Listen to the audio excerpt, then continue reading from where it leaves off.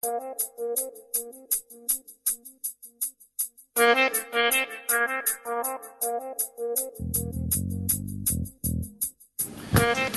muchas gracias por la invitación. Bueno, vamos a contextualizar la charla que viene compleja, como lo plantea el título, ¿no? Yo creo que nadie de los que está acá le ha pasado desapercibido lo que está pasando en el mundo, lo que pasó en África del Norte, Wikileaks, cómo la gente se está organizando. Y un poco sobre eso vamos a hablar, ¿no?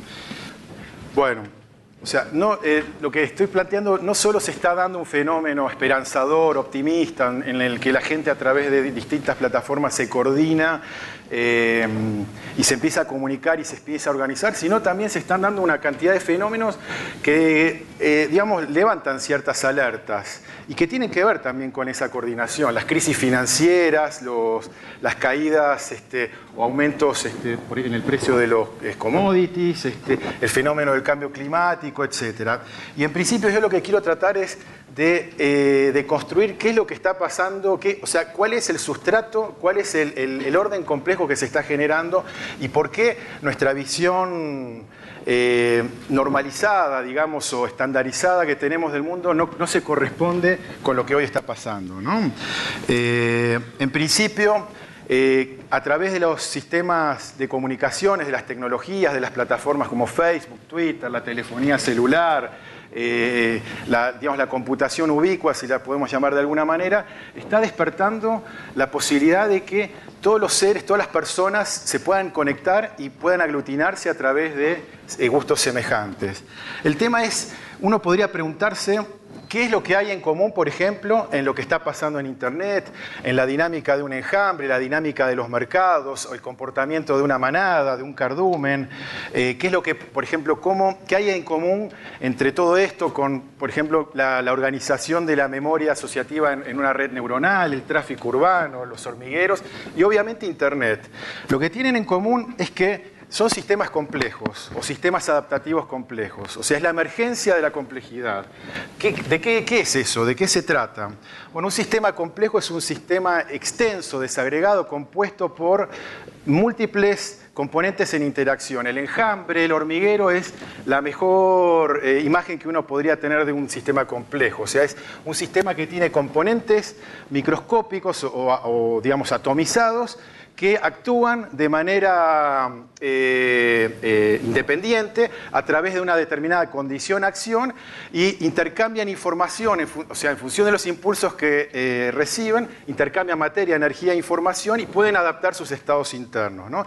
El tema que estos sistemas complejos, viéndolos desde una perspectiva general, dan lugar a comportamientos emergentes, a la emergencia de un orden o incluso, se podría decir, de un caos, pero no con la palabra en un sentido, digamos, político estricto, sino caos en términos de física, en términos dinámicos, da lugar a la emergencia de un determinado orden. Y yo voy a tratar de mostrar, en principio, eso, digamos, mostrar qué es lo que subyace, ¿no? Uno podría preguntarse si en estos sistemas complejos, en estos enjambres, hormigueros, en Internet, en la complejidad de una red neuronal, hay algún principio de organización subyacente o una pauta generativa que da lugar al comportamiento.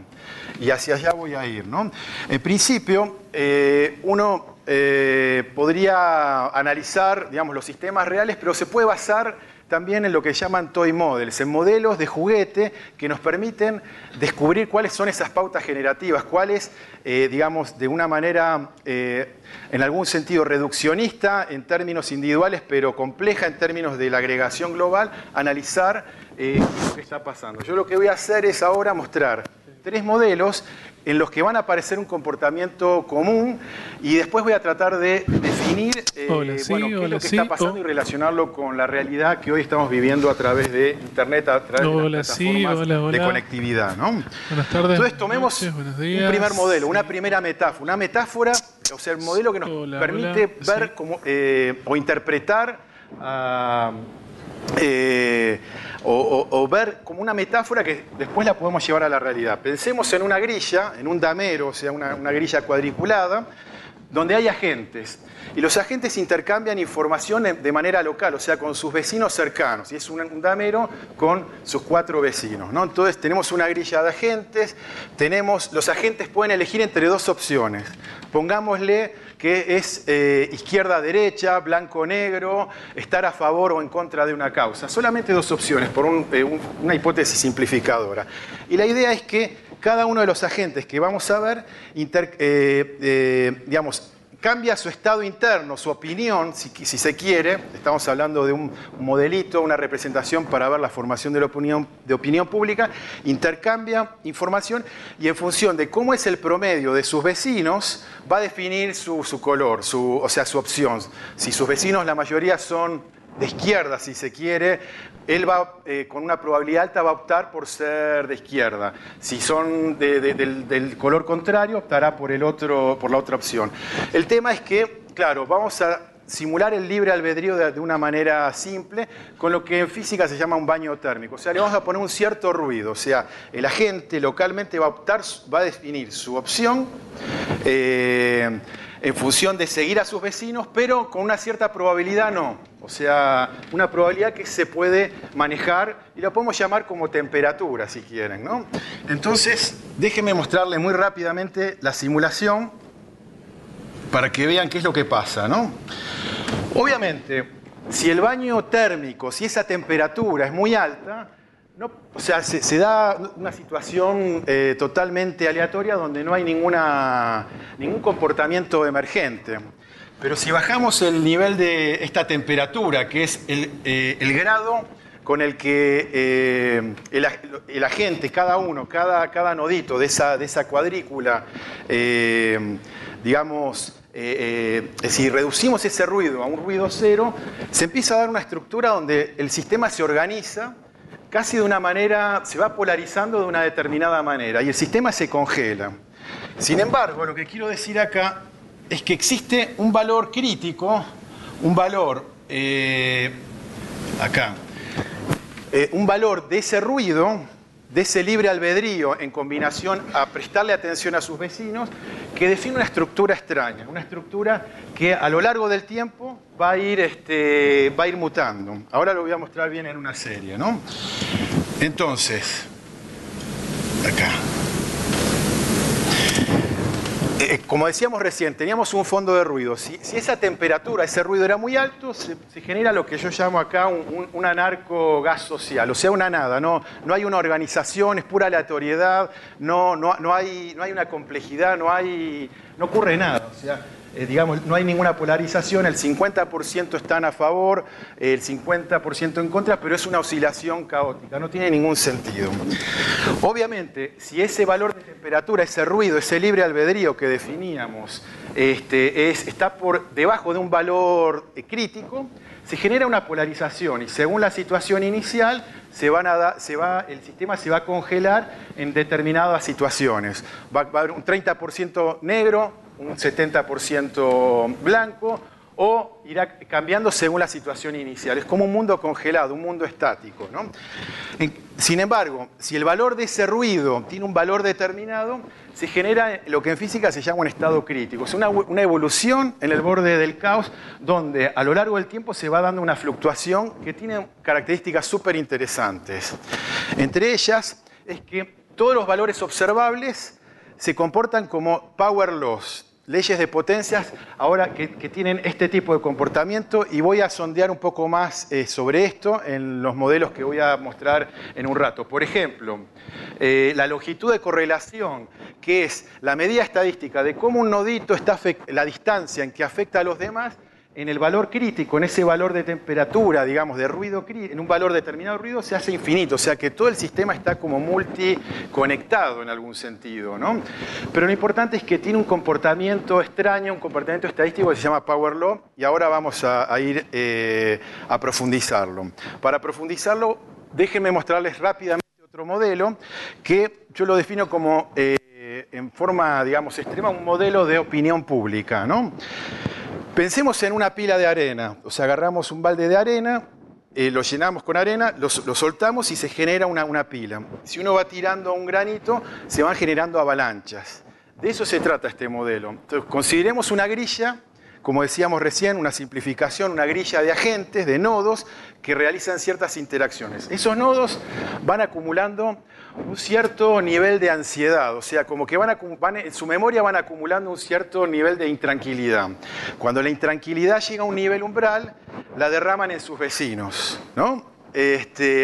A su vez, sus vecinos pueden hacer lo mismo, pueden estar en un nivel, digamos, de excitación, de ansiedad tal, que hace que también derramen esa ansiedad en sus vecinos, o sea, traten de influir a sus vecinos. De eso se trata el modelo. Es un modelo muy simple, déjenme mostrarles cómo es la dinámica. Acá está la representación, digamos, gráfica. Ahí está. Bueno. Es una grilla enorme, hay miles de agentitos ahí, miles de nodos, ¿no? Van a ver que al principio se van produciendo avalanchitas, pero conforme se van agregando perturbaciones, o sea, como granitos de arena, se van a ir generando, está un poco lento, se van a ir generando como avalanchas cada vez más grandes. Esperemos un minutito y ya se van a poder identificar cada vez más. Es como la visualización de un efecto dominó bidimensional, si quieren. No sé si se entiende la conceptualización del modelo, ¿no? El modelo, la computadora está funcionando lenta, pero ahí se van produciendo avalanchas de distintos tamaños. Una avalancha que cubre, no sé, unos cuantos nodos de la vecindad, y van viendo que cada vez se van produciendo avalanchas que van teniendo tamaños cada vez más grandes. Acá se puede ir viendo el tamaño de la avalancha más grande, ¿no? Ahí se va viendo cómo se van generando distintos efectos de dominó. A ver, entonces yo hablaba antes de las power law, de las leyes de potencia. Volvamos a la presentación. Lo interesante de este modelo es que si uno va computando el tamaño de esas avalanchas, o sea, a cuántos noditos afectó ese efecto dominó, en función del tiempo va teniendo una serie, pero si ve la frecuencia, o sea, cuál es la frecuencia de avalanchas de un tamaño pequeño, cuál es la cantidad de avalanchas que se dan de un tamaño más, un poco mayor, y así sucesivamente, y grafica esto en un cuadro, en un gráfico log-log, o sea, a nivel de escalas, se da una ley, una recta, que es lo que se llama la Power Law. Lo interesante es que este modelo, esa Power Law ese estado es el atractor del sistema. El sistema siempre genera una distribución de estas características ahí. O sea, lo importante acá, tal vez ustedes no entiendan muy bien lo que es el logaritmo, pero la idea es que esto va operando a nivel de las escalas, de 10, o sea, un tamaño 10, un tamaño 100, un tamaño 1000, 10.000, etcétera, ¿no? Y este es el comportamiento de Power Law que también se daba en el modelo anterior. Ahora vamos a ir a un tercer modelo, que es el modelo, o sea, un modelo que recrea lo que se llama el efecto San Mateo. En San Mateo hay un principio que es al que más tiene, más se le da, al que menos tiene, hasta lo que tiene se le quita. Bueno, la idea de este modelo trata de recrear la formación o la expansión de una red. Van apareciendo nodos y esos nodos se conectan con los preexistentes, con los que ya estaban. ¿Cómo se conectan? Con una probabilidad que depende de la cantidad de links que tienen los nodos preexistentes. O sea, se va a ver muy fácil en la simulación. Ahí. Fíjense, acá empezamos con 2 nodos y comenzamos. O sea, cuando aparece un nodo se va a conectar con una probabilidad que depende, o sea, se va a conectar con otro, va a ser un enlace con una probabilidad que depende de la cantidad de links que ya tenían los preexistentes. Fíjense. Entonces, obviamente, los primeros nodos son los que emergieron al principio, son los que empiezan a acumular más links. Y van apareciendo poquitos nodos, o sea, muchos nodos, mejor dicho, que tienen muy pocos enlaces, ¿no? Entonces acá van apareciendo las plataformas, los famosos, o sea, las celebridades, las microcelebridades de Twitter, de Facebook. O sea, hay hubs, o sea, nodos concentradores que concentran muchos enlaces o sitios web famosos, y algunos que están ahí perdidos que tienen muy pocos enlaces hacia ellos. Fíjense, acá no se ve, pero la distribución de nodos con un determinado número de links responde a una ley de potencias en log-log también. ¿Qué quiere decir? Que hay muchos nodos con muy pocos links y hay unos pocos con muchos links, que reciben muchos links, mucha información. Otra vez tenemos esa ley de funcionamiento que son las leyes de potencia. Entonces, acá. Bueno, acá si uno lo grafica, también aparecen. Fíjense, lo interesante de los logaritmos es que operan a nivel de escalas, de 10 a 100, a 1000, a 10.000, a 100.000, en las dos escalas. O sea, las leyes de potencia plantean un tema de escala y lo que nos están diciendo es que independientemente de la escala en que estamos considerando el fenómeno, la ley y el principio de funcionamiento es el mismo. Entonces, ahora voy a tratar de redondear lo que queda expresado en estos modelos, que son toy models, modelos de juguete, pero que nos permiten visionar o tratar de entender qué es lo que pasa a nivel de las redes. ¿Qué tenemos? Por un lado tenemos un mundo acotado, un mundo de medias y varianzas, un mundo con escalas definidas. Una distribución normal definen a través de la dispersión de la varianza digamos, una escala del fenómeno. O sea, la altura de las personas, no hay personas que miden 10 metros o 100 metros. La altura de las personas no va más allá de 2 metros o 2 metros y medio, si quieren. Entonces, digamos, si nosotros el fenómeno de la altura de las personas o la velocidad de los automóviles lo medimos, están definidos por una escala característica.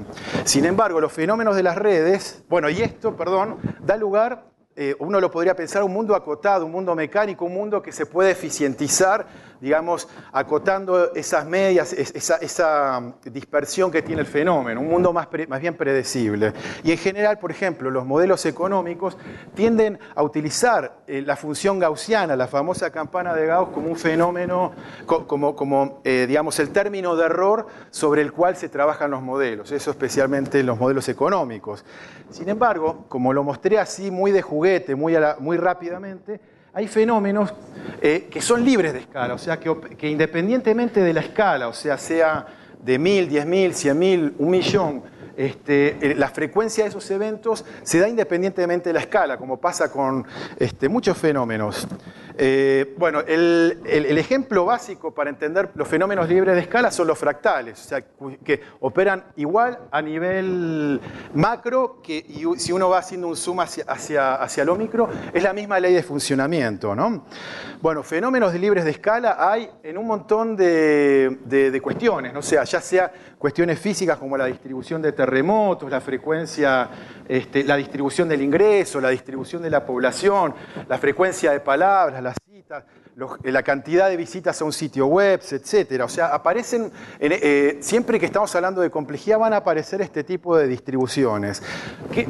Lo relevante es que si nosotros medimos la cantidad de eventos en función de su magnitud, claro, hay muchos eventos que se dan de baja magnitud, o sea, eventos que casi no viralizan, pero se dan en las leyes de potencia, si uno no las grafica de forma de logarítmico, sino lineal, se dan que hay fenómenos de gran magnitud, fenómenos que viralizan, que derraman sobre todo el sistema. Y bueno, como lo muestra este gráfico, son fenómenos que dan lugar a cuestiones que son mucho más probables de lo que sucede bajo la situación de una distribución normal.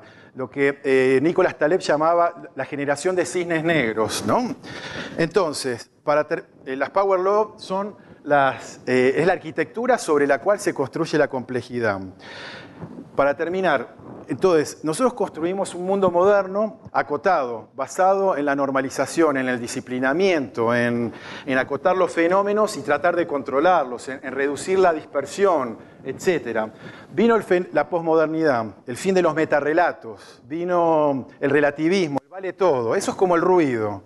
O sea, es la sociedad en lo que no hay jerarquías, no hay, o sea, lo contrario de la modernidad. Yo lo que estoy planteando es que el sustrato, estas power law, estos principios de funcionamiento dan lugar a una forma nueva de ver la realidad, una nueva forma de organizarse, que yo la llamo como transmodernidad. Alejandro Piscitelli hablaba del paréntesis Gutenberg. ¿Y de qué se trata? O sea, es un mundo digamos, en el que hay metarrelatos, la red, las plataformas son los metarrelatos, hay, digamos, metaverdades, internet, desde las cuales se construye la realidad. En principio, esa transmodernidad y esta lógica compleja que traté de mostrar muy rápidamente, o sea, muy esquemáticamente, está basada en lo anormal, en los outliers, o sea, los fenómenos fuera de serie, la emergencia, las disrupciones tecnológicas, la creatividad, la impredictibilidad, la generación de microcelebridades, etc. Un poco, yo lo que quería mostrar con la presentación es que hay un sustrato de complejidad sobre el cual pensar y pensar distinto de ese mundo normal del que estamos acostumbrados a pensar. Muchas gracias.